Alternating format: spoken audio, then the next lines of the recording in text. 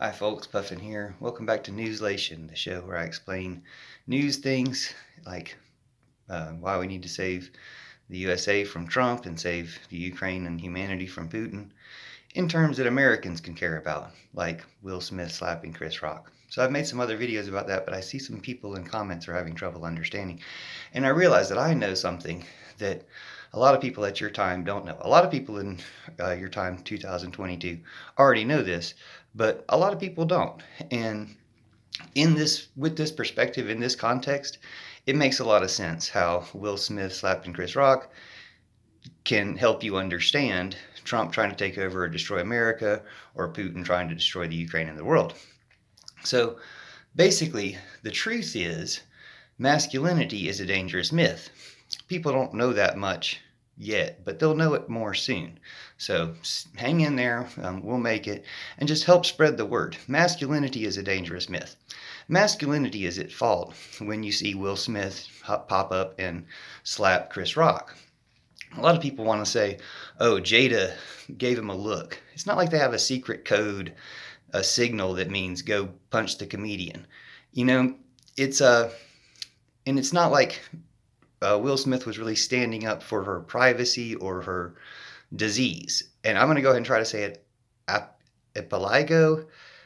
See, I don't even know what the name of the disease is, because instead of the focus being let's respect someone's medical condition and help people with that condition, you could turn it into a teaching moment. As I've said before, if Will Smith had stopped and said, hey, that's offensive for this reason, and not slapped him, but taken the microphone Kanye West style or something and said, hey, this is offensive for this reason, go to this website to help, then he could have been a hero and turned what he was upset by, I guess, into something that teaches people and helps people. Just like if Putin was upset with Ukraine while everybody was waiting for him to invade, and he said, oh, I'm not going to invade, he could have said what his problem with Ukraine was and turned all the focus of the world against Ukraine if there was something there. But obviously lying. So the thing is with Will Smith, it wasn't that Jada gave him a look that made him do this. It was his machismo, or his ego, and specifically the male ego or masculinity, that says you have to do this, or a strong man would do this.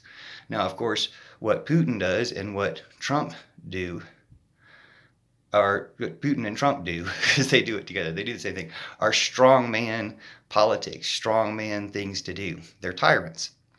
And they're trying to live up to some idea to make up for something else. So it works in the same way that Will Smith could have given attention to an actual problem and helped people. Instead, all the attention goes on him. And in a bad way, all the attention goes to him because using violence, getting attention, hurting people, that it's an old way of doing things. It's a patriarchal way of doing things. Punching till you get what you want is a evil and bad and masculine way of doing things that needs to be rooted out. And it shows you, it's a good example of how masculinity is a dangerous myth. It's the same thing about Trump. He wasn't trying to save America or help America. He's trying to help himself or help Putin. I think Trump is at least smart. He knows he's working for Putin. That's obvious because he calls him every day. It's not that. Does he know that he's working for Putin to destroy America? He might not be that smart, unfortunately.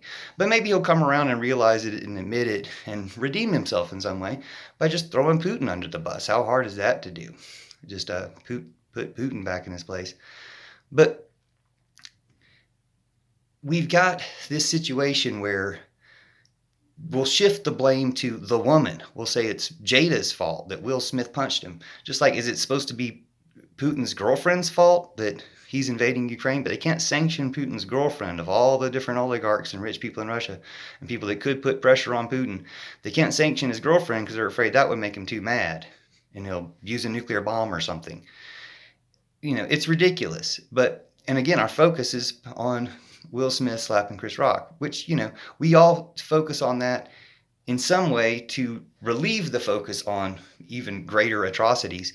But at the same time, it just shows that we all know and care what's right. And we all, in our hearts, or just instinctively feel that violence is wrong. And of course, it can be necessary at some times, but these are times that it's not necessary. Trump didn't need to storm the Capitol. Putin didn't need to invade Ukraine, and Will Smith didn't need to punch Chris Rock. None of these things was anything at stake other than the person's manhood, which is why all of them are examples of masculinity is a dangerous myth. So I hope you've learned something through this talk, or you understand that if you look at things with that lens, there's nothing really good about masculinity. It's a dangerous myth that's been foisted upon people generation after generation, which is why the things that we call making a man of someone are always things no one likes. They're always some form of abuse, that because this form of abuse was foisted on me, I'm going to force this abuse upon you. It's wrong. It's an abuse cycle, and we're locked into it. It leads to war and tyranny and all these other things until we root it out, call it out, and just say, hey, you know what it actually is? It's masculinity. Nothing really good about it. There's feminine protection and feminine strength and feminine everything else that you used to say is good about masculinity is truly good about femininity. And if you look at the feminine version of it, that's a good version, and the masculine version of it is bad. So the only good thing about masculinity or Trump-Boutonniers or evil or any of this stuff is that it's all collected into what's bad, and we can learn a lesson from it if we try to educate ourselves and others and help each other out of it and help this ideology out of humanity. Because there's no redeeming value in it that we need to retain it. So at least now we can identify where it all is and where now it's all coming from, because Putin's orchestrating everybody who buys into this stuff, and we can root it all out of our social media, our culture, and our lives. Thanks for watching and sharing. Love you forever. See you soon.